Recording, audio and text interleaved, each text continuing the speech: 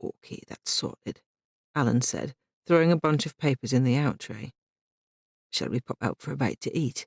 It's on me. Aren't we supposed to file everything? Sergeant Andrews asked. I just did. Alan nodded towards the tray on his desk. It's all on the computer anyway. If the superintendent wants it placed somewhere else, then he can pick it up and do it himself. The sergeant looked back down at the papers on his desk and hid a broad smile. Andrews was well aware that the DCI and Superintendent Blake didn't get on well together. Well, to be accurate, they didn't get on at all. If it had been down to Blake, Alan would have been out on his ear a couple of months ago when they'd had words in the incident room. However, on that occasion, Chief Superintendent Lowes had sided with the DCI. Therefore, there was nothing Blake could do about it. Nevertheless, they continued to look daggers at each other whenever they met. Well, are you coming, or are you happy to sit there and fill in more forms? By now, Alan was pulling on his jacket. Yes, of course I'm coming, Andrews replied, jumping to his feet. I'm almost done anyway. So, boss, where are you taking me? He smiled as he began to list the names of a few high-class restaurants in the area. However, he was sharply interrupted by the DCI. The pub, Andrews. Don't push your luck. So, are you looking forward to the dinner this evening? Andrews asked, once their meal had been served. They had both opted for a bowl of soup and a sandwich, mainly because of the event that evening.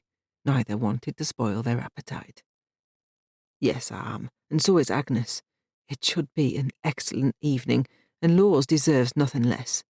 He's a fine officer, and he's a gentleman. I'm just thankful this isn't his retirement party. I understand he plans to stay on for another couple of years. I suppose Superintendent Blake will take over when the time comes, Andrews said, before taking a bite from his rather large cheese and pickle sandwich. I hope not, Alan replied. Or, at least, I hope I've retired before he does.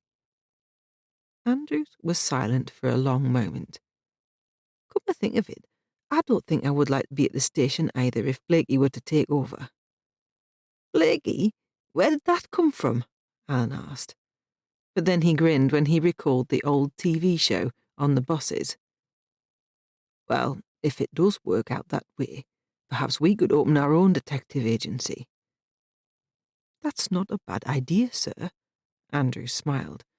I'm sure Mrs. Lockwood would also be interested in joining the agency. Indeed she would. In fact, it would be difficult to keep her away, Alan replied. He paused. Talking to Mrs. Lockwood, I wonder how she's getting on. She went to the course today to see how it looked these days. I think she's in for a surprise. A shock, more like, Alan said, downing his pint. Back at the station, Alan had just sat down at his desk when his mobile phone rang. Alan, you must come quickly, Agnes said before he had a chance to say a word. I don't believe it. DCI Alan Johnson was already on his feet before Agnes had finished speaking. That was Agnes on the phone. She's found a woman lying in a pool of blood. An ambulance is already on the way. Where is she? Where did she find the woman? Sergeant Andrews asked, grabbing his jacket. The Central Station. Alan paused. Get some uniformed officers over there. Once the press gets hold of this, they'll be swarming around looking for a story. The paramedics were already attending to the victim when the DCI and his sergeant arrived at the scene. Agnes was standing nearby, wringing her hands in despair. After a quick word with the paramedics, Alan left his sergeant with them while he made his way across to Agnes. Are you okay? He asked, wrapping his arm around her. Yes, I think so, she replied slowly. Agnes broke off. I understand. It must have been a terrible shock for you to find her lying there.